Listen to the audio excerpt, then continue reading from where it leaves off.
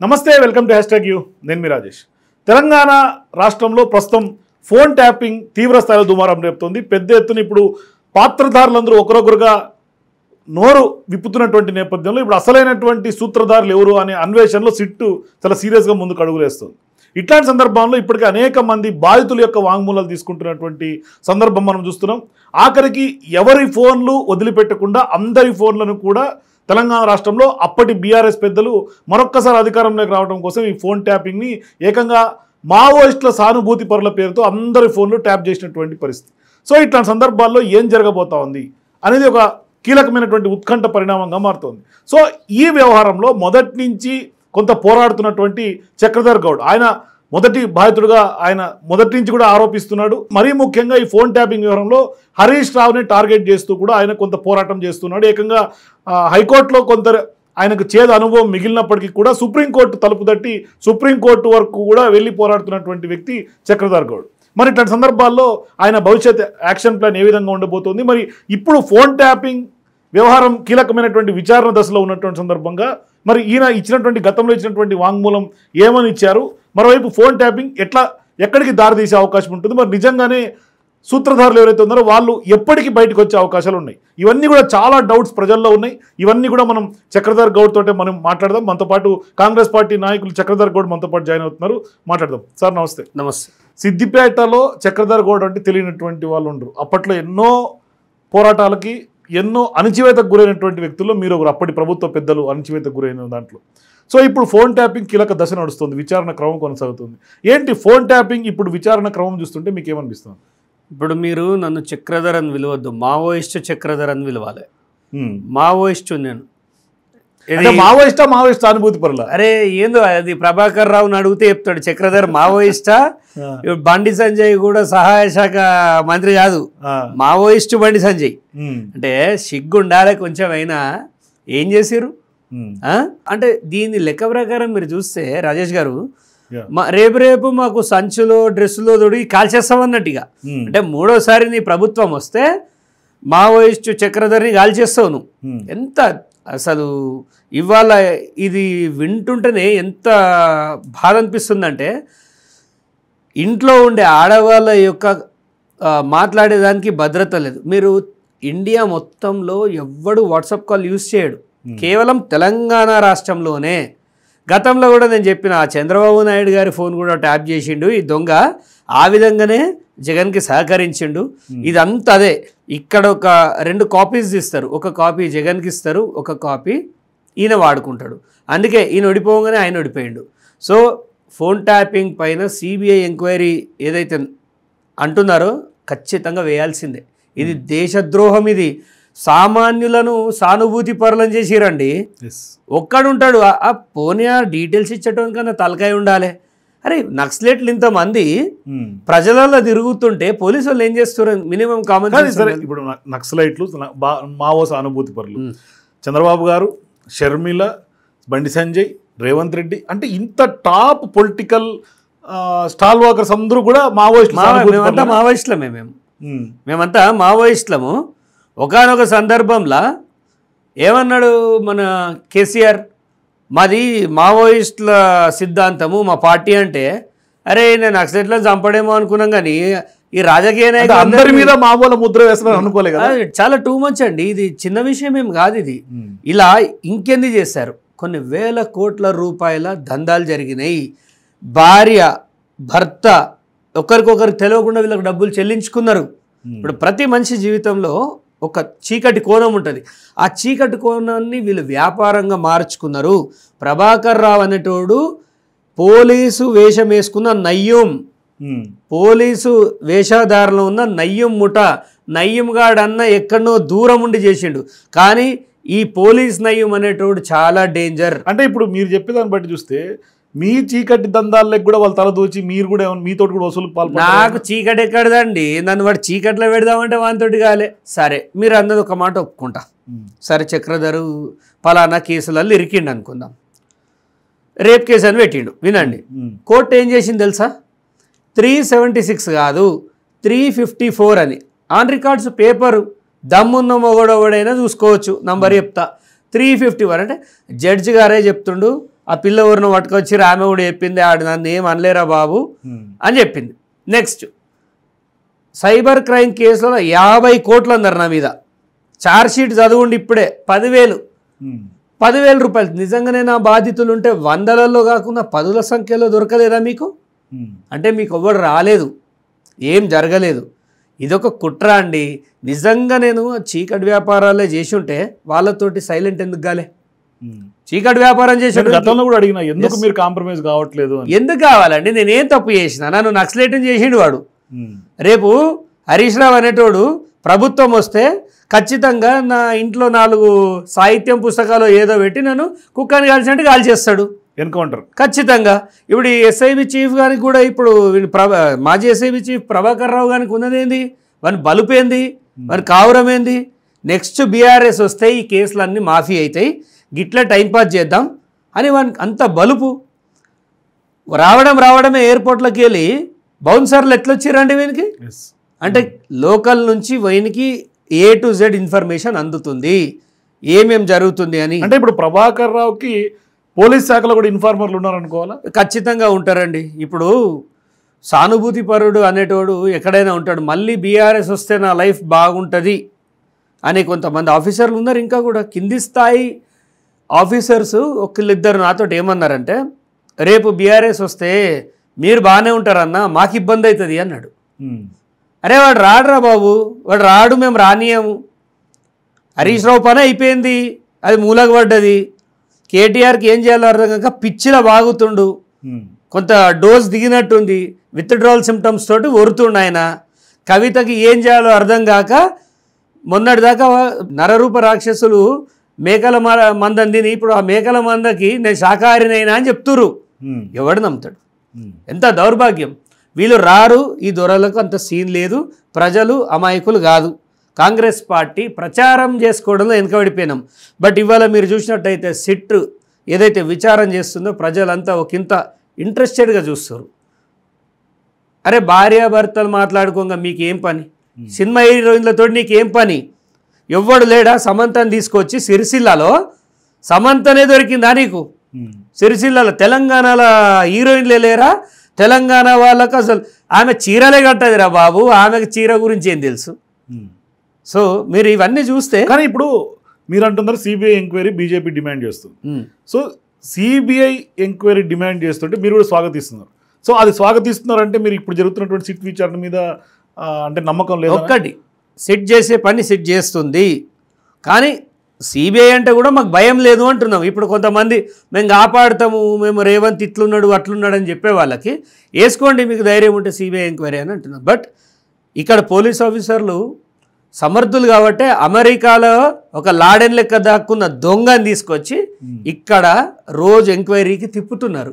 ఈ తిప్పడం కాదు, ఖచ్చితంగా మన లోపలేయాలి. కానీ మొన్నటిదాకా నోరు విప్పినటువంటి ప్రభాకర్ రావు ఇప్పుడు నోరు విప్పి నాకు బీఆర్ఎస్ పెద్దలు ఎవరు తెలియదు అప్పటి ప్రభుత్వంలో, నాకు అప్పటి డీజీపీ అప్పటి బాస్ గవర్నర్ మహేందర్ రెడ్డి ఆదేశాలతోనే చేసినని తాజాగా ఆయన నోరు విప్పి ఒప్పుకున్నాడు. ఓకే, దీన్ని ఎట్లా చూస్తారు? అంటే ఇప్పుడు మహేందర్ రెడ్డి మళ్ళీ ఈయన అంటే ఇప్పుడు ఒకరికొకరు ఇద్దరు ప్రభుత్వ ఉద్యోగులే, ఇద్దరు ఐపీఎస్లే, అంటే ఒకరి మీద ఒకరు వేసుకోవటం వల్ల సూత్రధారులు ఏమన్నా కొంత గేమ్ ప్లాన్ లాగా ఏమన్నా కనిపిస్తుంది? ఎస్, కేటీఆర్ ప్రభాకర్ రావు వచ్చే ముందు అమెరికా పోయిండు. ముందే చెప్పిండు వచ్చేది మన ప్రభుత్వమే, మన దగ్గర 1,00,000 కోట్లు ఉన్నాయి దాపెట్టినాం, ఎలాగూ మనం ప్రభుత్వం ఫామ్ చేస్తాం ఫ్యూచర్లో, అవసరమైతే బీజేపీ నుంచి సాయం తీసుకుంటాం, మనమే అల్ల జొరుదాం, మీకేం ప్రాబ్లం లేదు, మిమ్మల్ని కాపాడుతాం, ఒకవేళ శిక్ష పడ్డా ఒక 2 ఏళ్ళు మీరు జైలు ఉన్నా మిమ్మల్ని జాగ్రత్తగా తీసుకొచ్చి సముచిత స్థానం కల్పిస్తామని చెప్పొచ్చు. మహేందర్ రెడ్డికి సీఎం కావాలని కోరిక ఉందా అండి? ఒక మాట చెప్పండి. ఆయన రాజకీయాలు ఉన్నాడా? ఒక్క రాజకీయ నాయకుడు ఎందుకు అరెస్ట్ అవుతలేడు? ప్రభాకర్ రావు అనేటోనికి క్యాన్సర్ వచ్చింది, నాకు రోగమైంది, నేను లేవలేకపోతున్నా అని చెప్పినోడు హ్యాపీగా నడుచుకుంటూ పోతుండు. అయితే పోలీసులు విచారణ చేసే క్రమంలో నార్మల్ వ్యక్తుల్ని ఎట్లయితే ఇంట్రాగేట్ చేస్తారో గట్ల చేయండి. ఏది నన్ను కదా కింద కూర్చోబెట్టి మోకాళ్ళ మీద ఇద్దరు నిలబడి కొట్టుకుంటూ హరీష్ రావుకి ఇట్లా చూపించారు చూడు, అలా చేయండి కదా ప్రభాకర్ రావుని పండబెట్టి. సో సరే, మీ విషయంలో అంటే మీ ప్రత్యర్థి హరీష్ రావు, ఇప్పుడు ప్రభాకర్ రావుకి ఎవరు ప్రత్యర్థి అంటే ఎవరికి చూపించాలి?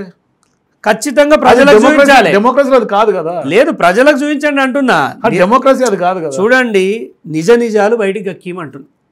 వీడియోలో చూపించమని అంటే దాని అర్థం ప్రజలకు చూపించండి. నిజ నిర్ధారణ ఏంది అవన్నీ అని కూర్చోబెట్టి అమ్మ అప్ప అంటే చెప్తాడా అండి? వాడు అబద్ధాలే చెప్తాడు, కాలయాపన చేస్తాడు.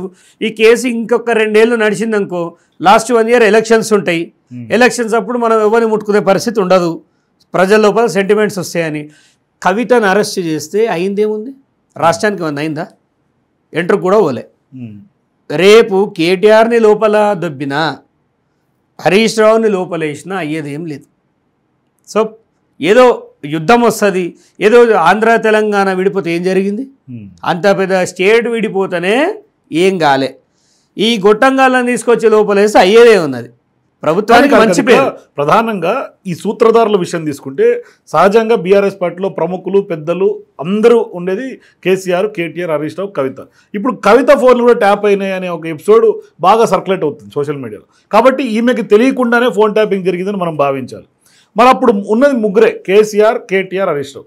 ఈ ముగ్గురులో ఏంటి పరిస్థితి? ఎవరు చేయించారు అని అనుకోవచ్చు, లేకుంటే ముగ్గురికి ఇందులో భాగస్వామ్యం ఉందా? వినండి, దొంగలు అంటేనే అట్లుంటారు.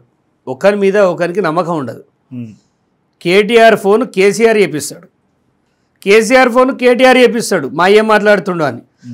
ఇద్దరు కలిసి అల్లుడు ఫోన్లు చేపిస్తారు హరీష్ రావుది, వీడు మాకేమైనా గోతులు తీస్తుండా అని. ఇదే క్రమంలో వాళ్ళకు కొన్ని అనుమానాలు వచ్చినాయి. గతంలో ఈయనకు మినిస్టర్ పదవి ఎందుకు ఇయ్యలే? మీరు చెప్పండి. మినిస్టర్ పదవి ఎందుకు ఆపిండు? ఈయన ఈటల కలిసి ఏదో గూడుపుటాన్ని చేస్తుర్రు, వీళ్ళు ఏదో మనకు బ్యాండ్ వేసేటట్టు ఉన్నారని అనుమానం వచ్చే ఆపిండు. ప్రస్తుతం కూడా వాళ్ళ మామ నమ్మట్లేదు అని ఫోన్ ట్యాపింగ్ విషయంలో. కానీ హరీష్ రావు నమ్మట్లేదని మీరు అంటారు, కానీ ఆయన ఏమో వీర విధేయత చూపిస్తున్నాడు కదా, ఇప్పటికి కూడా స్టిల్ చూపిస్తున్నాడు కదా. ఆయన చూపిస్తుండు, వాళ్ళు వాడుకుంటారు అంత సబ్జెక్ట్ నాలెడ్జ్. ఇప్పుడు కేటీఆర్ వచ్చి ఇక్కడ నిలబడి 4 ఇంగ్లీష్ ముక్కలు అమెరికాలో అడుక్కునేటోడు కూడా మాట్లాడతాడు, madam please give me 10 rupees అని. అది అదే ఇంగ్లీష్, ఇది పెద్ద గొప్పేం కాదు. ఇప్పుడు ఆడ కూర్చొని ఈ మాత్రం డిస్ప్లేలో ఇంత ఏదైనా నాలెడ్జ్ ఉంది ఆ పార్టీలో అంటే హరీష్ రావుకు ఉన్నది. అటో ఇటో ఇంత ఇయర్ ఫోన్ పెట్టుకొని వాడు ఆడ చెప్తే ఎన్నుకుంటే ఇట్లా ఇట్లా ఏదో 4 ముచ్చట్లు చెప్పేశాడు. ఆ తెలివి అయ్యే కొడుకులకు లేదు. సో అంతే తప్ప ఆయన అక్కడి వరకే వాడుకుంటారు. మరి రీసెంట్గా ఆయనకి స్టంట్ పడ్డది హరీష్ రావు గారికి, అది అందరికీ తెలిసిన విషయం. బయటకు అంటే హాస్పిటలైజ్ చేయడం విషయం తెలుసు కానీ స్టంట్ విషయం తెలియదు. అవునండి, ఇప్పుడు బయట చెప్తున్నారు హాస్పిటల్ దగ్గర గోప్యంగా ఉంచాడు. ఆయన ఆరోగ్య పరిస్థితి బాగలేదని ఆ రోజు ఆయన అస్వస్థతకు గురై 30 ఏళ్లలో ఏ రోజు దావకానా లేనోడు సడన్గా వేయండు, ఆయనకు స్టంట్ వేసారు. సరే, అది ఎవరికైనా వాడుతుంది, నా ఆరోగ్యం బాగాలేకపోతే కూడా తప్పు కాదు. కానీ నువ్వు ఒక నాయకుడివి, నీ పరిస్థితి అంటే ఇది బయటకు పోతే సీఎంగా నేను పనికిరానేమో, నేను అన్ఫిట్ ఏమో, నాకు ఎప్పుడేం జరుగుతుందో తెలియదని అంటే ఒక రకంగా పరేషాన్లో ఉన్నట్టుగా ఏమైనా భావించాలా ఈ ఎపిసోడ్ చూస్తుంటే? ఖచ్చితంగా అండి. ఎవరేం మాట్లాడుకున్నా ఇవాళ హరీష్ రావు స్టంట్ వేయంగానే ఇమ్మీడియట్గా నిన్న వచ్చి సీఎం మీద ఫ్రస్ట్రేషన్ తీసిండు, నిన్ను ఊరేస్తా గిరేస్తా అని మొన్న. అవును. సో స్టంట్ అంటే ఏం చీరేయరు, అది ఇట్ ఈస్ స్మాల్ ఎక్విప్మెంట్, ఒక మామూలుగానే తిరుగుతాం, 1 డేలో వెళ్ళిపోవచ్చు. సో అలాంటి ఒక విషయాన్ని కూడా దాపెట్టినారు. మీ మామ బాత్రూంలో జారిపడితే దాపెడతారు. పల్లా రాజేశ్వరరావు ఎవడన్నా నెట్టిండా పక్క బొక్క తిరిగినా ఆయన వడ్డడా తెలియదు. ఏ పార్టీలో ఎవడు జారి పడుతులేరు, మీదల్లోనే ఎందుకు పడుతున్నారు? కానీ ఇక్కడ ప్రధానంగా ఫోన్ ట్యాపింగ్ వ్యవహారంలో చక్రధర్ గౌడ్ అనే వ్యక్తి పోరాడుతున్నాడు, బాధితుడిగా మిగిలారు. మీరు గతంలో బంజారాహిల్స్ పిఎస్లో లేకుంటే డీసీపీలను కలిశారు, కంప్లైంట్లు ఇచ్చారు, వాంగ్మూలాలు ఇచ్చారు, వాళ్ళు కూడా మీ ఫోన్లు ట్యాప్ అయినాయి అని కూడా ఒప్పుకున్నారు, చెప్పారు. కానీ హైకోర్టులో మీరు కేసు ఓడిపోయారు. ఎందువలన చేత అంటే ఏం చెప్తారు? అది దానికి 1,00,000 కారణాలు ఉంటాయి. యాజ్ ఏ పొలిటికల్ లీడర్ నేను చెప్పొద్దు. పొలిటికల్ లీడర్ చెప్పొద్దు అంటే కొన్ని కొంత అంతర్గతంగా కొద్దిగా ప్రజల లోపల విశ్వాసాలు దెబ్బతినే కొన్ని సమయాల్లో కొన్ని విషయాలు వాళ్ళని ఇంకా డీగ్రేడ్ చేసేలాగా ఉండొద్దు అంటే మనం కొన్ని కాపాడాలి. రాజశేఖర రెడ్డి గారు చనిపోయారనే నిజం, అది ఎప్పుడో తెలుసు. కానీ ప్రజల ఆందోళన గురి కావద్దంటే దానికి కొంచెం గోప్యంగా ఉంచారు కొన్ని విషయాలు. కేసు ఓడిపోవద్దు, అసలు కేసు ఓడిపోవద్దు. లాజికల్ పాయింట్స్ చెప్తా. సిద్దిపేటలో నా ఫోన్ 16 ఫోన్లు ట్యాప్ అయినాయి నాయి. హైదరాబాద్లో ఉండే నాయే అయినాయి అంటే సరే నేను నేరొస్తుంది అనండి. సిద్దిపేటలో ఉన్న వాళ్ళు ఎందుకని నా సహచరులై. నంబర్ 2, ప్రభాకర్ రావుడు, ప్రణీత్ రావుడు, రాధాకిషన్ రావు, మొత్తం రావులే. ఈ ఏ రావులంతా కలిసి ఏ రావుకి సపోర్ట్ చేసారు. ఇప్పుడు మీరంటే ఈ రావులు అందరూ కూడా మిమ్మల్ని పిలిచి ఎప్పుడన్నా బ్లాక్మెయిల్ చేసిన సందర్భం? ఎవరు చేయలేదు, సీక్రెట్ ఆపరేషన్ చేశారు. మీకు ఒకటి తెలుసా, నా మీద పోలీస్ దాడి జరగబోతుందని నాకు ఒక 15 days బిఫోర్ తెలుసు. ఇది కూడా పోలీసు వాళ్ళకి తెలుసు. బ్లాక్మెయిలింగ్ చేసి 30 లక్షలు అడిగారు నన్ను.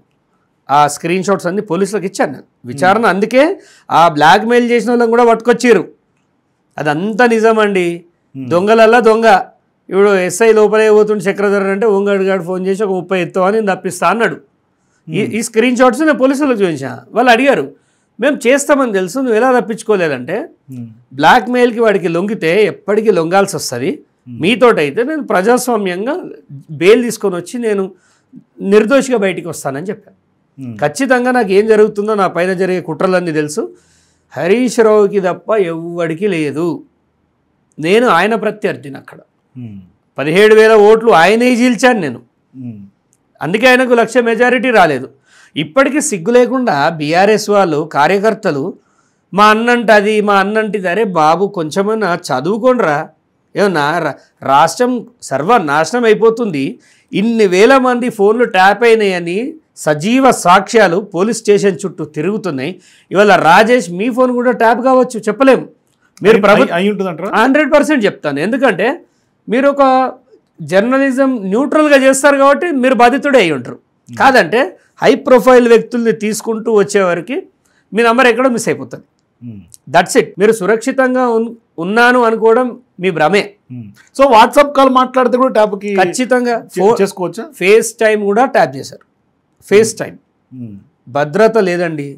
ఇజ్రాయెల్ టెక్నాలజీ అద్భుతంగా వాడుతున్నారు. గతంలో ఎప్పుడైతే ఫోన్ ట్యాపింగ్ ఎపిసోడ్ ఎప్పుడైతే తెర మీదకి వచ్చిందో తెలంగాణలో, ప్రధానంగా కేటీఆర్ మీద అందరు వెళ్ళు ఎక్కువ పెట్టి చూపించారు. అప్పట్లో ప్రభుత్వం వచ్చిన కొత్తల్లో ఆయన ప్రెస్ మీట్లు పెట్టి కూడా మాట్లాడాడు. నా ఫోన్ కూడా ట్యాప్ అయింది, యాపిల్ నుంచి నాకు మెసేజ్లు వచ్చినాయి, మెయిల్ వచ్చినాయి అని చెప్పి. వాళ్ళ బాగా చేసిండి వచ్చింది, తప్పే ఉంది.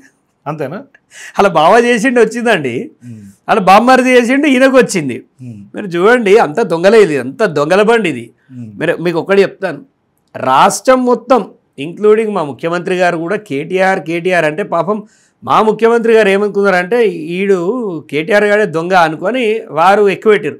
నేను చెప్పిన సిద్దిపేటలో ఉన్నది అసలు అస్త్రము, మా ట్రబుల్ షూటరే ఈ రాష్ట్రంలో అన్ని ట్రబుల్స్కి కారణము, మావోడు దొంగను పెట్టుకొని మీరు ఊరవతలు ఎత్తుకుతురు, ఈ అసలు కల్పరేట్ అని పోలీసులకు సాక్ష్యాలు ఇస్తే వాళ్ళు కేసు చేసారు. ఇక ఎవడైనా మా అన్న తోపు గీపు అంటే ఇక మీ అంత బానిస కొడుకులు లేరు నాకు, కానీ నేను చెప్తాను కానీ సాక్ష్యాలు ఇచ్చానండి. కానీ ఎందుకు హైకోర్టులో ఓడిపోయారు మరి? అరే దానికి 1,00,000 కారణాలు ఉంటాయి. ఎందుకంటే సిద్ధార్థ లూత్రా గారు వాదించారు. సహజంగా సిద్ధార్థ రుద్ర గారు వాదించిన ఏ కేసు ఓడిపోరు అనేది ఒక బ్రాండ్ ట్రెండ్. మరి అట్లాంటిది ఎందుకు? సాక్ష్యాలు ఇచ్చినాం, అన్నీ చేసినాం. మా అడ్వకేట్ శేషాద్రి గారు కూడా విపరీతంగా అది చేశారు. అంత మనకు తీర్పు అనుకూలంగా వస్తుంది అనుకునే లోపు సుప్రీంకోర్టు మీద ఇప్పుడు అక్కడ జరిగే వాదనల మీద కాన్ఫిడెన్స్ ఉందా? ఒకటండి, వాదనలు అయితే వినిపిస్తాం. అయితే ఇక్కడ కింది కోర్టులో జడ్జిమెంట్ ఇచ్చేటప్పుడు దాన్ని మనం పైన ఆర్గ్యుమెంట్స్ చేయగలుగుతాం, కానీ అప్పీల్ వెళ్ళగలుగుతాం, కానీ మనం కొత్తగా యాడ్ చేయడానికి ఏమి ఉండదు కదా. సో కొత్త పాయింట్స్ యాడ్ చేయమంటే ఇప్పుడు జరిగేవన్నీ చూపిస్తాం. ఇప్పుడు ఏం జరగందే, 1000 మంది ఎలా అవుతున్నారు, హరీష్ రావు పతివ్రత ఎట్లయిపోయాడు, ఒకసారి విచారణ చేపట్టండి. ఆ కేసులో 3 అరెస్ట్ చూపించారు. మీకు మొత్తం ఫోన్ ట్యాపింగ్ మీ టార్గెట్ కాదు, కేవలం హరీష్ రావు చేసిన ఫోన్ ట్యాపింగ్లే మీ టార్గెట్. ఒక్కటండి, ఇప్పుడు నా నియోజకవర్గంలో ఏ సమస్య ఉందో నేను దాని వెంట పడాలి. హైదరాబాద్ మూసి గురించి నాకేం పని? హైదరాబాద్ మూసితో నాకేం పని? మా ఊర్లో ఎక్కడైతే బురద ఉందో ఆ బురద గురించి నా వరి ఉంటుంది. మాట్లాడితే చక్రధర్కి హరీష్ రావు టార్గెట్ అంటే అబ్సల్యూట్లీ ఆయనే ఉంటాడు. ఆయన పోతే ఇంకొక అతను వస్తాడు.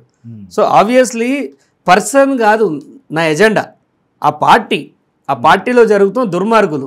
ఆ పార్టీలో వచ్చినప్పుడు మంచి చేసిండు అనుకోండి. కానీ ఇప్పుడు కాంగ్రెస్ పార్టీలో కూడా మీ ప్రత్యర్థులు లేరా? అది మీరు చెప్పాలి. ఇక నాకు ప్రత్యర్థులు అంటే ఏంటంటే మీరు ఓన్లీ హరీష్ రావే ప్రత్యర్థి అంటున్నారు, కానీ మీ మీద బండబూతులు తిట్టిన వీడియోలు ఈ మధ్యకాలంలో సోషల్ మీడియాలో వైరల్గా మారలేదా? ఇక అది వాళ్ళ విచక్షణకు వదిలేస్తున్నా. ఎందుకంటే నిజంగా విన్నరా, ఆడియో విన్నా వైరల్ అవుతుంది. లెటర్ ఇచ్చినట్టు నేను మా కొడుకు ఎవరిదో లెటర్ ఇచ్చిన అంటే నర్సరీని తిడతానే సిస్టమ్ లేకపోతే ఎందుకు ఎవరికి పడితే వాళ్ళకి లెటర్లు ఇస్తే ఏం ప్రెసిడెంట్ అంటే చెప్తున్నాడు. ఆయన ముందు కూడా అన్నాను, ఇట్లా చేస్తే బేకార్ కుప్ప అయిపోతుంది. సార్ చక్రధర్ కూడా కానికి ఇస్తారు. అన్ని నెంబర్ వచ్చింది దొంగ కొట్టే మూడో కూడా కానికి ఇస్తే వారి లెటర్ ఇచ్చింది. శివబాబు అట్లా పార్టీ ఖరాబ్ అవుతుంది. నాకేముంది, నాకు పర్సనల్ ఏం లేదు సార్. మీరు మంచిగా ఉండాలా, రేపు గెలవాలి అందరూ. పార్టీ పికప్ కానీ అంత చేస్తే నేను మా 10,000 ఎక్కువ బీజేపీకి ఇష్యూ అంటే పబ్లిక్ ఇంకా నమ్ముతలేరు. మిల్లలు కాంగ్రెస్ లీడర్లను నమ్ముతలేరు జనాలను నమ్మకం రావాలి. నాకేముంటుంది, నేను ఎవ్వరికి ఏం చేయను. చేసినప్పుడు అడుగు వచ్చి ఎట్లా చేసిన హనుమంతన్ అన్నాడు, వస్తే ప్రేమగా చూస్తాను. నాకు మీరు పికప్ మీ పనిని బట్టి నేను లిఫ్ట్ ఇస్తాను. కొట్లాడుతోడతలేను, పోలీస్ గీలీస్ అందరితో కొట్లాడతలేను. ఇలాంటి బరాబర్ కమిషనర్ అన్నది అట్లెట్లు ఎక్కుతారు మీదికి, వాళ్ళ మీద సీరియస్ యాక్షన్ అంటే I care A shit, I going to protect them అని చెప్పి తిట్టినదాన్ని తిట్టింగ్ ప్రోగ్రామ్ పెడతాను. నాతో నేను చేస్తాను. నేను రికమెండేషన్ ఏం చేయవరికి ఇప్పుడు ఓపెన్ గా చెప్తున్నాను. మీరు అందరు మంచిగా చేసారు అనుకో, నాకు వచ్చినారు ఏం తట్టుకుంటున్నాడు ఏం చేస్తున్నట్టే డెఫినెట్ వస్తుంది. ఆడ ఎవ్వరు లేరు, ఒకడు ఫోన్లు లేకపోడు, ఒకడు ఫోన్లో దొరకడు, అందుబాటులో లేరున్నారు మీరు లీడర్. నిన్నంటలే అందరినీ మీరు మీకే మైనస్. నేను ఆడ జిల్లు తీసుకొని అట్టు తిన్నా వెంకటేశ్వర స్వామి అని ఓడగొడతా, ఏడోడగొట్టే పొజిషన్లో మనం. వాడు మళ్ళీ పికప్ అవుతాడు, ఏదో పుల్లలు పెడుతుంటాడు, మెదక్లో పెడుతుంటాడు, ఆడ పెడుతుంటాడు, ఈడ పెడుతుంటాడు. నేను ఇక్కడ అక్కడ తిరుగుతున్నా చేస్తున్నాను. నాకు పర్సనల్ ఏం లేదు. ఇట్లా మాట్లాడితే ఏమైందంటే హనుమంతనకు గ్రూప్ అవుతాడు. నేను గ్రూప్ కాదు, ఓన్లీ హరీష్ అగెనెస్ట్ ఎవరు ఉంటే వాళ్ళకి లిఫ్ట్ ఇస్తాను. ఇప్పుడు ఆడు చక్రధర్ గారు ఎందుకు దూరం పెట్టినా, ఆ ముడకొడుకు వీళ్ళు పని చేస్తుంటే అగెనెస్ట్ కామెంట్లు పెడుతున్నారు. ఇకేమవుతుందా, ఖరాబ్ కదా. వాళ్ళు ఏం మనుషులు, వాళ్ళు వచ్చింది ఏ పార్టీలోకి వెళ్ళి వచ్చారు, వాళ్ళు అదే పార్టీలోకి వెళ్ళి వచ్చారు, అదే మాటలు మాట్లాడతారు. కాంగ్రెస్ వాడు ఎవడు అట్లా తిట్టాడు. మా మహేష్ గౌడ్ గారు ఉన్నారు, పిసిసి మహేష్ గౌడ్ గారు, ఏ వ్యక్తి అయినా కూర్చోమని అడుగుతాడు. సంస్కారం అండి, కూర్చోమని అడుగుతాడు. అది కాంగ్రెస్ మర్యాద. ఈ రుబాబులు, ఈ తానిషా ప్రభువుల బిల్డప్లన్నీ ఆ బీఆర్ఎస్ నుంచి అంటే ఆ వాసన పోదన్నమాట. సో ఆ బూతులు తిట్టుకుంటూ నాకు చాలా బాధ అనిపించింది. ఈ టైంలో అది మాట్లాడచ్చో లేదో కానీ, చక్రధర్ ఎవడండి, కొన్ని వందల మంది రైతులు చచ్చిపోతే లక్ష రూపాయలు ఇచ్చి ఇవాళ వాళ్ళ ఇంట్లో ఒక దేవుడు లెక్కున్నా, నువ్వు ముండగొడక అంటే నీ చెంచాగాళ్ళు పడతారేమో. నాకు ఓట్లు వేసిరు 17,000 మంది, నువ్వు వాళ్ళందరిని తిట్టినట్టే ఇవ్వాల. Who are you? నువ్వు నా నియోజకవర్గమా? నువ్వు మా మంత్రివా? పోనీ మా జిల్లా మంత్రివా? నీకు ఇన్ఛార్జ్ ఇచ్చిండా ఎవడన్నా సిరిపేటలో? నువ్వు టైంపాస్కి నా ఊరికి రావాల్సిన అవసరం లేదు. సరే వచ్చినావు పోయినావు అంతే. నువ్వు మా మీద తిడతా అంటే మిమ్మల్ని అనగదొక్క ఆయన ఏమన్నా మీ నియోజకవర్గంలో పాగా వెళ్ళిన ప్రయత్నం ఒక్కటండి, వెలమలది ఒకటి ఉంటుంది, ఇస్తరేస్తే బిస్తరేస్తారు. మీరు ఇస్తరేసిరనుకో వాడిని తినమని అటు బిస్తరేసి ఆడికెళ్ళి ఓడిగా. ఇక అట్లాంటి కులాన్ని అనొద్దు. కొంతమందిని చూసి వీళ్ళ వేషాలు చూసి చెప్తున్నాను. నా ఊరికి వచ్చి నన్ను కోవట్ అంటాడు. ఏది ఇప్పుడు ఛాలెంజ్ చేస్తున్నా, నాకు 2 ఫోన్లు ఉంటాయి, 2 ఫోన్లు పెడదాం, 1 ఇయర్ కాల్ డేటా తీద్దాం, చలో మీరు దిద్దాం పాటు. ఎవడో ఎవరితో మాట్లాడుతుండో అంటే ఇప్పుడు మీరు ఇండైరెక్ట్ గా కోవట్ అని ఛాలెంజ్ చేయదలుచుకున్నారా? అంటే ఎవరు కోవట్ అని ప్రూవ్ చేద్దామంటాను. ఇప్పుడు నా మీద నింద వచ్చింది కాబట్టి నేను లై డిటెక్టర్ లాగా నా ఫోన్లో చెప్తా, ఏదైనా ఫోన్లో మాట్లాడతాం, చూద్దాం మరి. కానీ ఎందుకు పదే మీరు ఒంటరిగా పోరాటం చేసిన సందర్భాల్లో మిమ్మల్ని కోవట్ అన్నారు, బీజేపీలో ఉన్నప్పుడు కోవట్ అన్నారు, ఎవరనలే, కాంగ్రెస్ లో ఉన్నప్పుడు కూడా కోవట్ అన్నారు. ఎందుకు? ఒంటరిగా ఉన్నప్పుడు ఎవడు కోవట్ అనలే, బీజేపీలో ఉన్నప్పుడు అసలే అనలే. నేను ఎంత పోరాటం చేసింది అందరు తెలుసు. కాంగ్రెస్లోకి వచ్చిన తర్వాత కొంతమంది వాళ్ళ మీద బురద ఉంది కాబట్టి దాన్ని ఇలా అని మన మీద అనే ప్రయత్నం చేశారు. కానీ ప్రజలు పిచ్చోళ్ళ అండి, సుప్రీంకోర్టులో కోవట్టు పోతాడు ఎవడన్నా? అవసరమా? ఇంత బద్నాం చేస్తే అవతలోడు ఊరుకుంటాడా? మాకు కోవట్టు, మేము చక్రధర్ ఒక నిజాయితీగా బతికాడు ఉన్నన్ని రోజులు. మీరు అప్పటికెళ్ళి చూస్తారు, 2022 నుంచి చూస్తారు. నేను అప్పుడైనా ఇప్పుడైనా జనం కోసమే కొట్లాడినా. చాలామంది అంటారు వాళ్ళ ప్రభుత్వం పోయినాక హరీష్ రావు మీద అంటే, వాళ్ళు ఆ ప్రభుత్వం పోతే ఈ చేసిన కాళేశ్వరం ఏమైంది? అసలు 1,000 కోట్లు 100 కోట్లు ఒక ఎగ్జిక్యూటివ్ ఇంజనీర్ దగ్గర ఎట్లా వస్తాయండి మీరు చెప్పండి? అని జీతం ఎంత, అని లెక్క ఎంత? 500 కోట్లు అండి, ఎలా దొరుకుతాయి? గతంలో ఇదే ప్రశ్న నేను మిమ్మల్ని అడిగా. ఒక చక్రధర్ గౌడ్ అనేటువంటి సామాన్యుడు, మామూలు మనిషి, మీరు ఎట్లా ఇట్లా కోట్లు పంచుతున్నారో నేను కూడా అడిగా మిమ్మల్ని. అవును, నేను కోట్లు ఏడ పంచినా అండి, నాకు పైసలు వచ్చినాయి. ఒకటి నేను ఏ వచ్చినాయో ఇన్కమ్ ట్యాక్స్ కట్టి మరీ వంచిన. నేను వైట్లో వంచిన, నేను దొంగతనం చేయలే, ఏడ క్యాష్ ఇయ్యలే. నా అకౌంట్స్ చెక్ చేయండి, బరాబర్ అందరికి చెక్లు ఇచ్చారు. ఒక్కటండి, నేను కనుక ఇన్కమ్ ట్యాక్స్లో కొంచెం తమాషా చేసి ఉంటే నాకు ఇలా తినడానికి తిండి లేకుండా చేసేటోడు హరీష్ రావు. అన్నీ చూసిండు. నాకు ఒక గుణం ఉందండి, pay back to the society. నాకు ఒక ల్యాండ్లో 1 కోటి రూపాయలు వస్తే 50 లక్షలు వంచినాను. ఎందుకంటే సమాజానికి ఇవ్వాలి, బతుకున్న రోజులు చాతనైన కాడికి సమాజానికి చెయ్యాలి అనేది నా ఆలోచన.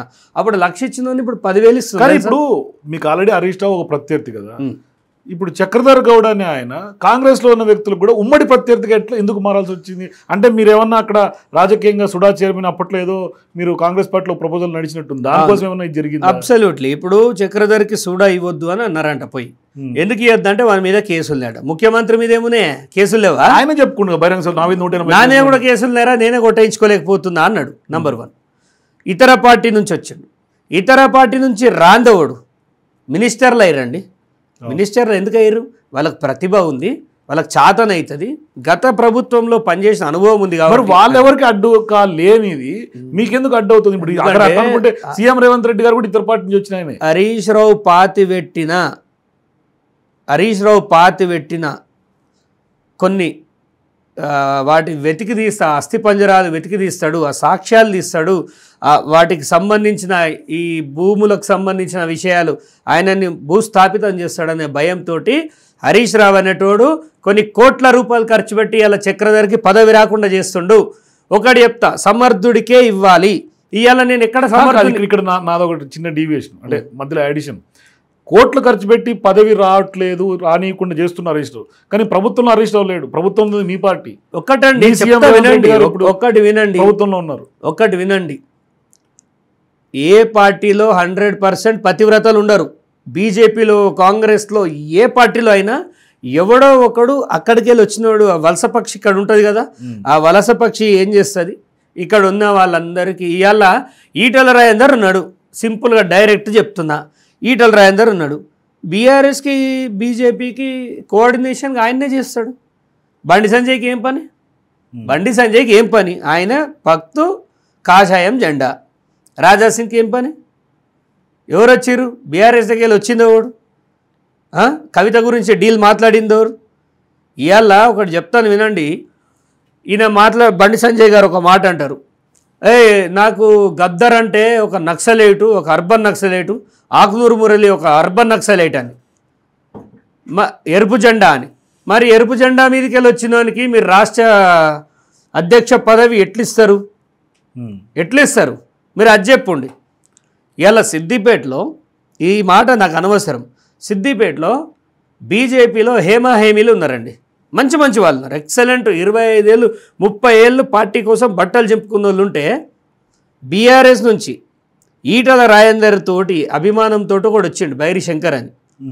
వానికి జిల్లా అధ్యక్ష పదవి ఇచ్చారు. అంటే మిగతా వాళ్ళంతా చాతగాని వల్ల బీజేపీ వాళ్ళు. నేను చెప్తున్నా, అంటే సిద్దిపేటలో మాత్రమే ఇలా జరుగుతుంది.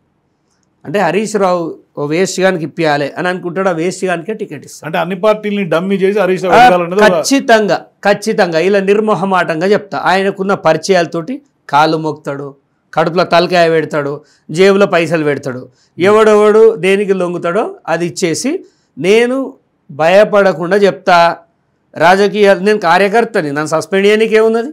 నాకు పదవా పాడా, నాకేం భయం లేదు. కానీ ప్రజల వాయిస్ని కూడా నేను చేరవేయలేదు అనుకోండి. ఎప్పుడు భజన చేయొద్దండి. ప్రభుత్వానికి, ప్రభుత్వ పథకాలని ప్రజలోకి తీసుకెళ్ళాలి. అరే చక్రధర్ చెప్తే అన్న నిజం ఉంటుంది అనేది ఉండాలి. అరే ప్రభుత్వం మీద విమర్శలు వచ్చినప్పుడు చక్రధర్ అలా కాదమ్మా అని ప్రజలకు చెప్తే వాళ్ళు నమ్మాలంటే నేను ఇలాగే ఉండాలి, న్యూట్రల్గా ఉండాలి, తప్పుని తప్పనాలి. సో సిద్దిపేటలో రాజకీయంలో కాంగ్రెస్ పార్టీకి ఏ ఓట్లు వస్తున్నాయి? మొన్న బీజేపీ ఎంపీ ఎలక్షన్స్కి 60,000 వచ్చినాయి బీజేపీకి. 60,000. నా భూతో నా భవిష్యత్. ఇప్పటి వరకు బీజేపీ అట్లాంటి ట్రెండ్స్ చూలే. మరి మన కాంగ్రెస్ ఏం చేస్తున్నాం? 33,000 అధికారం మనదే.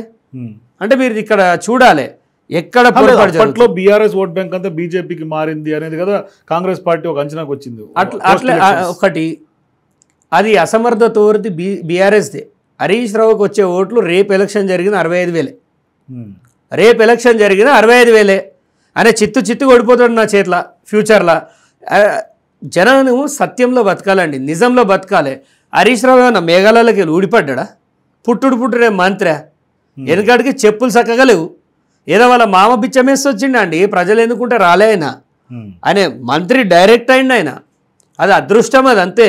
దానిలో ఎవడు అడ్డు లేకపోయేసరికి ఒక ఫోబియా, తెలంగాణ మత్తులో బతికేసిండు అంతే. ఆ అడ్డు పెట్టుకొని ఆ శివరాజకీయాలు చేసుకుంటే బతికిండు. కానీ ప్రజలు కళ్ళు తెరిచిండ్రని చెప్పడానికి ఎంపీ ఎలక్షన్స్ నిదర్శనం. 65,000 పడ్డాయి అంతే. ఫ్యూచర్లో అవి కూడా రావు. కానీ ఫోన్ ట్యాపింగ్ వ్యవహారం మాట్లాడుతున్నాం కాబట్టి ఇప్పుడు బండి సంజయ్ గారి ఫోన్లు కూడా ట్యాప్ అయినాయి అన్నారు, షర్మిల ఫోన్లు ట్యాప్ అయినాయి అన్నారు, కవిత ఫోన్లు ట్యాప్ అయినాయి అన్నారు. ఇప్పుడు బండి సంజయ్ కానీ ధర్మపుర అరవింద్ కానీ వీళ్ళందరూ ఏమంటున్నారు, బీజేపీ నాయకులు అందరూ అంటే ఖచ్చితంగా సిబిఐ ఎంక్వైరీ జరగాలి అంటున్నారు. సో ఇప్పుడు ఈయననే కేంద్ర హోంశాఖకు సహాయ మంత్రి కదా బండి సంజయ్, మరి ఆయన ఎందుకు ఇనిషియేట్ తీసుకోవట్లేదు?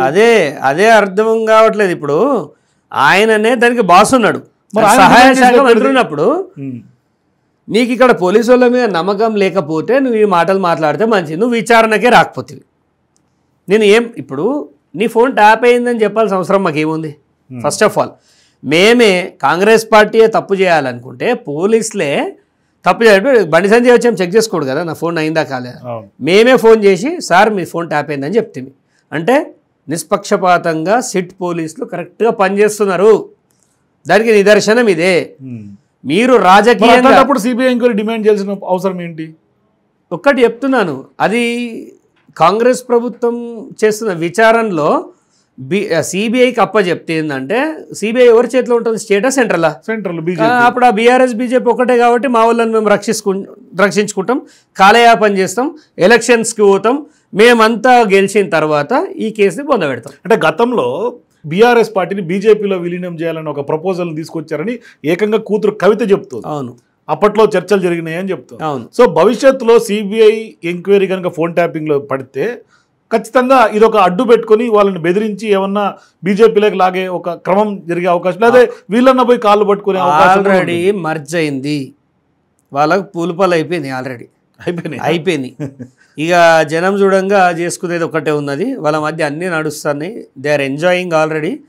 మనకి మనమంతా ఒకటి అనే కాదు, వాళ్ళేమో మీరు వాళ్ళు ఒకటే అంటారు కదా. మేము వాళ్ళు ఒకటైతే ఈ కేసులన్నీ ఎందుకు నడుస్తాయి? అందుకనే వాళ్ళు సిబిఐ అడుగుతున్నారు. యాక్చువల్లీ సిబిఐ అడిగేది ఎందుకంటే ఈ బాల్ ఈ కోర్టులో ఉంది, మన దగ్గర తీసుకొని మనం ఆడుకుందాం, ఏక్నాథ్ షిండేని గుంజుదాం, త్వరలో ఏక్నాథ్ షిండే బయటకు వస్తాడు. ఇదంతా ఒక్కటి చెప్తా ఏందండి, మహారాష్ట్ర పరిస్థితి ఏంది? ఇలా బీఆర్ఎస్ నథింగ్, ఆల్రెడీ ఐసీయూలో ఉన్నది. దాన్ని ఈ వార్డు నుంచి ఆ వార్డుకు మార్చుకోవాలని అంతే. బీజేపీకి అధికార దాహం పడ్డది తెలంగాణలో, మేము జెండా వాతాలని. అది కాదు, అది అవ్వదు. ఎందుకంటే ఇక్కడ ముస్లింలు ఎక్కువ, ముస్లింలతో సహా హిందువుల్లో ఎస్సీలు బీసీలు మేము ఏవైతే కేటగిరీస్ ఉన్నాయో వీళ్ళందరూ కూడా లోకల్ కనెక్టివిటీ ఉన్న పార్టీ ఎక్కువ అది చేస్తారు. కాంగ్రెస్కి ఎందుకు కనెక్ట్ అయ్యారంటే ఇందిరమ్మ పాలనలో ఎంతోమందికి మాకు జాగాలు భూములు వచ్చినాయి కాబట్టి ఇందిరమ్మ మొహం చూసి ఓటు పడుతుంది అంతే. ఆడ చెప్పు నిలబెట్టిన కాంగ్రెస్కి ఎందుకు పడుతుంది అంటే కేవలం ఇందిరమ్మ మొహమే ఇంకా ప్రజల లోపల చెక్కు చెదరకుండా ఉంది. ఆ ఐరన్ లేడీ ఆ ఒక్క రూపానికే ఇవాళ కాంగ్రెస్ పార్టీ ఏ చిన్న చిన్న పొరపాట్లు చేసినా క్షమించేది వారి ముఖం చూసారు. కానీ ఇక్కడ ప్రధానంగా ప్రభాకర్ రావు రాగానే ప్రభాకర్ రావే ఏవన్ను, ప్రభాకర్ రావే మొత్తం చేసింది అంతా ఆయనే గేమ్ ప్లాన్ అని అంతా జరిగింది ప్రచారం. ఇప్పుడు సీన్ కట్ చేస్తే ఈయన మహేందర్ రెడ్డి మీద నెట్టిపడేసాడు. మహేందర్ రెడ్డికి మళ్ళీ ఆయన కాంగ్రెస్ ప్రభుత్వం వచ్చిన తర్వాత టీఎస్పీఎస్సీ చైర్మన్ కూడా ఆయన పనిచేశాడు. అంటే ఇక్కడ కూడా సంబంధాలు ఉన్నాయి. ఆయన కొంత ట్రాన్స్పరెంట్గా ఉన్న వ్యక్తిగా కొంత ప్రజల్లో ముద్ర ఉంది. మరి ఇప్పుడు ఆయన ఇరికేయటం ద్వారా, ఇద్దరు ఒకరికొకరు అఫిషియల్స్ ఇరుక్కోవటం ద్వారా అసలైనటువంటి ఎవరైతే కీ పర్సన్స్ హిడన్గా బ్యాక్గ్రౌండ్లో ఉన్న వాళ్ళు వచ్చే అవకాశాలు ఉంటాయి, లేదంటే ప్రభుత్వ అధికారులే బలవాల్సింది ఆఖరికి. ఇప్పుడు ప్రభుత్వ కాళేశ్వరంలో కూడా సేమ్ సిచ్యువేషన్ జరుగుతుంది. సేమ్ జరుగుతుంది. ఒక్కటి ప్రభుత్వ ఉద్యోగులు దీన్ని బట్టి కొంచెం బుద్ధి తెచ్చుకోవాలి, ప్రజల కోసం పనిచేయాలి. లంచాల కోసం పనిచేస్తే ఏసీబీకి బలవుతారు. ఈరోజు కాకపోయినా ఆంధ్రాలో శ్రీలక్ష్మి పరిస్థితిని ఒక్కసారి ఒక డాక్యుమెంట్ వీడియో చేసి వేస్తే ఇంకా ఎవ్వడు తప్పు చేయడు. ఒక ఎక్సలెంట్ క్యాండిడేట్ శ్రీలక్ష్మి అనే మనకు తెలుసు, వారు ఎంత గొప్పగా బతికారో అంత దౌర్భాగ్య స్థితిలో వాళ్ళు ఉన్నారు. విలువ లేదు. ఇంటి పక్కన కూడా జైల్లో మగ్గారు కదా చాలా ఏళ్ళు. ఇవాళ వాళ్ళని చూస్తే నమస్తే పెట్టాడు. అదా ఐఏఎస్లు ఐపీఎస్లు ఎందుకు అయినారు? డబ్బుల కోసమా? మీకు ఆల్రెడీ అధికారం ఉంది, అద్భుతంగా మీరు గవర్నమెంట్ అన్ని వాడుకుంటున్నారు, ప్రజలు మిమ్మల్ని చూస్తే నమస్తే కొడతారు. ఇంత గొప్ప లైఫ్ వదిలిపెట్టి ఆ డబ్బులు ఎందుకండి? ఏం చేసుకుంటారు డబ్బులు? దేనికోసం? ఇవాళ అధికారులను బలి చేసే కార్యక్రమమే ఈ బీఆర్ఎస్ చేసింది. ఎవరైతే అధికారులు ఉన్నారో ఏం భయపడకుండా జరిగిందేందో మహేందర్ రెడ్డి గారిని కూడా ఇన్వెస్టిగేట్ చేయాలి. వచ్చింది ఆయన మీద ఆరోపణ వచ్చింది కాబట్టి చేయాలి. ఆయన అట్లా కాదని సర్టిఫై చేయడానికి మనమోరం అండి. వాళ్ళంతా 10 ఏళ్ళు ప్రభుత్వంలో కొట్టించుకున్న వాళ్ళు కదా. ఇప్పుడు మహేందర్ రెడ్డి మీ ఎవరి పేరు చెప్పండి, ఆయన పేరు చెప్పిండు కాబట్టి ఆయన ఎంత మంచోడైనా ఆయన ఇన్వెస్టిగేట్ చేయాలి. చేసి ఆయన ఫోన్లు తెమ్మనాలి, ఆయన ల్యాప్టాప్ తెమ్మనాలి, ఆయన అన్నీ చెక్ చేయాలి. సో ఇప్పుడు ఇక్కడ ఫోన్లు ల్యాప్టాప్లు అంటే గుర్తొచ్చింది. మీ ఫోన్లతో సహా స్టేట్లో ఇప్పటి వరకు వచ్చిన లెక్క ప్రకారం 650, 615 లెక్క చెప్తున్నాడు సిట్ అధికారి. అవును. కేటీఆర్ ఏసీబీ ఎంక్వైరీలో ఫోన్లు ఇవ్వడానికి జంగుతున్నాడు. నా ప్రైవసీ అంటే ఇతరులు ఏమో ప్రైవసీ కాదు, ఆయనేమో ప్రైవసీ. ఇది ఎక్కడ రూల్ అంటే మందికేమో అది వర్తించదు, ఈయనకేమో వర్తిస్తుంది. ఎట్లా చూస్తారు ఈ వ్యవహారం? అది చాలా చండాలం. మీకు ఇది ఎంత దౌర్భాగ్యం అంటే సినిమా ఇండస్ట్రీలో డ్రగ్స్ కేసులా చాలామంది పేర్లు, ఇప్పుడు మహేష్ బాబు గారి వైఫ్ పేరు కూడా, నమ్రత శిరోద్కర్ గారి పేరు కూడా వచ్చింది, మీరు చూశారు. వచ్చినట్టే వచ్చి మాయమైపోయింది పేరు. సినిమా వాళ్ళ పేర్లు తీస్తారు ఓ ప్లాన్ ప్రకారం, మీడియాలో హైలైట్ చేస్తారు, సింపుల్గా సైలెంట్ అయిపోతుంది. దీన్ని ఎవడైతే డీల్ చేస్తాడో అకుల్ సబర్వాల్ మాయమైపోతాడు. అంటే స్ట్రిక్ట్గా చేయమని చెప్తాడు, అంత ఆర్డర్కి వచ్చి ఇది కావాలంటే ఒకడు ఆయనను పోయి కలిస్తే మీకు సాల్వ్ అవుతుంది, సార్కి దండం పెట్టుకొని రాపోర్రు అంటే, సార్ మీరు ఏ చెప్పినా అది అర్పిస్తామని దండం పెడతారు. ఇక దండం పెట్టిన తర్వాత అకుల్ సబర్వాల్ అట్లెట్లా అంటాడు కదా, ఈయనను పంపించేసేయాలి. ఇదంతా కొట్టేది వాడే, తిట్టేది వాడే, ఆయింట్మెంట్ పెట్టేది వాడే. ఎవడు వాడంటే ఇక మన అందరికి సినిమాల్లో చూపించిన స్టోరీ లాగే కనిపిస్తుంది ఖచ్చితంగా. ఇప్పుడు సినిమానే నడిపిస్తుండు. సినిమా వాళ్ళతోటి ఆయన ఫోన్ తెమ్మంటే ఆయనకు ఎందుకు గజగజ అంటే, మరి ఆ నషాగాళ్ళ నంబర్ ఉంటుందా తెలియదు, ఈ మసాలాల నంబర్ ఉంటుందా తెలియదు. సిగ్గుపడాలండి. నీకు ఏం పని? నువ్వు ప్రతి సినిమా ప్రోగ్రాంకి వెళ్తావు. కేటీఆర్ ప్రతి సినిమా ప్రోగ్రాంకి పోతాడు. నీకు సిగ్గుందా? గాళ్ళతో నీకేం పని? సినిమాటోగ్రఫీ మినిస్టర్ ఎవరు అప్పుడు? తలసాని గారా? ఆయన పోతాడు, ఆయన ఏదో దండేస్తాడో దండం పెడతాడో వస్తాడు. నువ్వు ప్రతి దానికి పోతావు, పైన మహేష్ బాబుతో కూర్చొని మహేష్ నువ్వు నన్ను రామని విలువ అంటావు. నువ్వు రామని పిలిపించుకో, నీ ఇంట్లో పిలిపించుకో, నువ్వు మినిస్టర్వి కదా. నేను ఇప్పుడు రామనే పిలుస్తున్నాం మేము, నేను ఊడబీకేసి. కొంచెం ఇదంతా సినిమా ఫీల్డ్ ఏమో బామ్మర్ది చూసుకున్నాడు, ఈ రాజకీయ ప్రత్యర్థుల్ని బామ్మర్ది చూసుకున్నాడు. ఇవన్నిటికీ king pin God father KCR. ఇక చెల్లె లిక్కర్ దందాలో బిజీ ఉన్నది. ఇక ఆమె విషయం ఇవన్నీ తెలివే అనుకుంటా నాకు తెలిసి. మీరు ఎట్లన్నా చావుర్రా, నేను డాడీ పిఎం అవుతా అంటుండు కదా, నేను మన దందాన్ని ఎక్స్టెండ్ చేస్తా అని ఢిల్లీకి పోయింది. సో అంటే కనీసం ఇప్పటికైనా ఈ విచారం జరుగుతున్న క్రమం చూస్తుంటే ఎంటైర్ వెనకలున్న వాళ్ళు వచ్చే అవకాశాలు ఉన్నాయా లేదా? ఖచ్చితంగా రావాలి. రాకపోతే ఇప్పుడు ప్రజల లోపల విశ్వాసం ఉండదు. ఉన్నది చెప్తున్నాను. ఇంత హడావిడి చేసినాం, ఇంత హడావిడి చేసి టైంకి అమ్మాయి లేదన్నారు అనుకోండి పెళ్ళిలో, ఇంత బిల్డప్ ఇచ్చి అమ్మాయి కనిపించట్లేదంటే ఇప్పుడు పరిస్థితి ఏంది? ఇది అదే పరిస్థితి. ఓపెన్గా చెప్తున్నా. ఇంత జరిగిన తర్వాత కేటీఆర్ని ముస్తాబు చేసుకొని తీసుకొచ్చి లోపలేయకపోతే మనకు ముస్తాబు చేస్తారు ప్రజలు. ఫ్యాక్ట్ చెప్తున్నాను. ఖచ్చితంగా హరీష్ రావు మాత్రం రియల్ కల్ప్రిట్. మళ్ళీ చెప్తున్నాను, అసలు హరీష్ రావు పైన మనం సాఫ్ట్ కార్నర్ ఎప్పుడూ చూపించద్దు. ఆయనకి ఏం తెలియదు అనుకోవడం మన అమాయకత్వం. ఆయన అవసరం కోసం ఏ ప్రభుత్వం అధికారంలో ఉంటే వాళ్ళ కాలు మొక్కుతాడు. ఇక కాలు మొక్కి నన్ను కొట్టబుద్ధి అవుతుందా? వాడు ఎంత శత్రువు అయినా మనం కానీ వాడు కాలు గుంజేస్తాడు కదా కొద్దిసేపటికి. నేను చూసినా కదా లైవ్లో. సో ఇప్పటికైనా అసలు సూత్రధారి కేసీఆర్కి ఏం దగ్గకుండా హరీష్ రావు పైన ఖచ్చితంగా తీసుకోవాలి. ఈ కాళేశ్వరంకి ముందు వాళ్ళ ఆస్తులు ఎంత, కాళేశ్వరం తర్వాత వాళ్ళ ఆస్తులు ఏంది, వీళ్ళు ఎక్కడెక్కడ బినామీలను దాచిర్రు అని ఖచ్చితంగా మాలాంటి వాళ్ళ సహకారం తీసుకోండి కదా. పోతే మాతలే దిగుతుంది, సంతోషంగా పోని. ఖచ్చితంగా ప్రజల విశ్వాసం పోతే మాత్రం ప్రభుత్వాలు నిలబడవు. మనం 18 నెలల్లో చెడ్డ పేరు వచ్చింది, వ్యతిరేకత వచ్చిందని ప్రజల లోపల ఒక ఊహాగానాలు నడుస్తున్నాయి. ఫ్యాక్ట్ అది. ఫ్యాక్ట్ అని నేనే చెప్తున్నా. ఎందుకు? వాళ్ళ అబద్ధాలని నిజాలుగా చిత్రీకరిస్తుంటే మనం దాన్ని ఎదుర్కోవడంలో మిస్టేక్ చేస్తున్నాం. ఇది మనం ఒప్పుకోవాల్సింది. తప్పులని మనము కరెక్ట్ చేసుకోకపోతే చాలా కష్టం. రైతు భరోసా వస్తుంది, రైతు రుణమాఫీ జరిగింది, gas cylinder, current, free bus అన్నీ జరుగుతున్నాయి. ఇవి చాలండి. ఒక్క జెండా ఒక్క 10 రూపాయలు జెండా పట్టుకొని కార్యకర్త సైకిల్కి పెట్టుకొని తొక్కుకుంటూ పోతే ఏందిరా బాబు అంటే మనం నోరు తెరిచి 10 మందికి చెప్తే చాలు 10 ఓట్లు పడతాయి. అలా పనిచేయండి. పాలాభిషేకాలు బంద్ చేయండి. పనికిరాని పాలాభిషేకాలు వద్దు. మనం అంబేద్కర్ వాదులం. మనం అంబేద్కర్ని కాన్స్టిట్యూషన్ని రిప్రజెంట్ చేస్తూ పార్లమెంట్లో రాహుల్ గాంధీ గారు ఇండియాకు ఒక చూపించారు. దిస్ ఈజ్ భగవద్గీత కాదురా బాబు, మనం ఇది పట్టుకుందాం, మన హక్కులు ఇది. భగవద్గీత మన మన ఇంటికి సంబంధించి మన మన మనోభావాలకు సంబంధించింది. కానీ బతకాలంటే కాన్స్టిట్యూషన్ ఆఫ్ ఇండియా పట్టుకోవాల్సిందే, అంబేద్కర్ జెండా ఎత్తాల్సిందే అని ఆయన చెప్తే మనము పాలు పోసుకుంటా శాల్వాలు కప్పుకుంటా. ఒక నాయకుడు ఫస్ట్ టైం మన ఊరికి వస్తే ఒక్కసారి శాల్వా వేయాలి అంతే. రెండోసారి అప్లికేషన్లతోటి వరద కురిపియాలి. సార్ మాకు ఇది కావాలి, సార్ మాకు ఇది కావాలని సతాయించాలి, పని చేయాలి.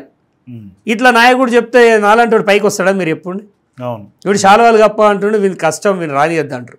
రాకపోయినా పర్వాలేదు, ప్రజల్లో ఒక్కడిగా ప్రజలను మేల్కొల్పే ఎప్పుడు చక్రధర్ గౌడ్ ఫైటర్ గానే ఉంటారు. ఎప్పుడు సంతోషం ఉంటుంది దీంట్లో.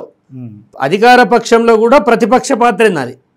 అధికారంలో ఉన్న ప్రతిపక్ష పాత్రే పోషిస్తాయి. ఎందుకంటే మా వాళ్ళు చేసే తప్పుల్ని నేనే చెప్పకపోతే, ఇప్పుడు ఇంట్లో తండ్రి చెప్పింది నయమా, ఎవడో రోడ్డు మీద గొట్టంగాడి చెప్పింది నయమా? తండ్రి చెప్పిందే నయం. అట్లే వాళ్ళ పిల్లాడిగా నేను చెప్తున్నా, లోకల్లో ఇది జరుగుతుంది, మనం సరి చేసుకుందాం. లేదు అంటే అందరం ఇంట్లోనే కూర్చుంటాం రేపు. థ్యాంక్ యూ చక్రధర్ గారు. సో ఇది చక్రధర్ గౌడ్తో exclusive interview. For more videos please watch #.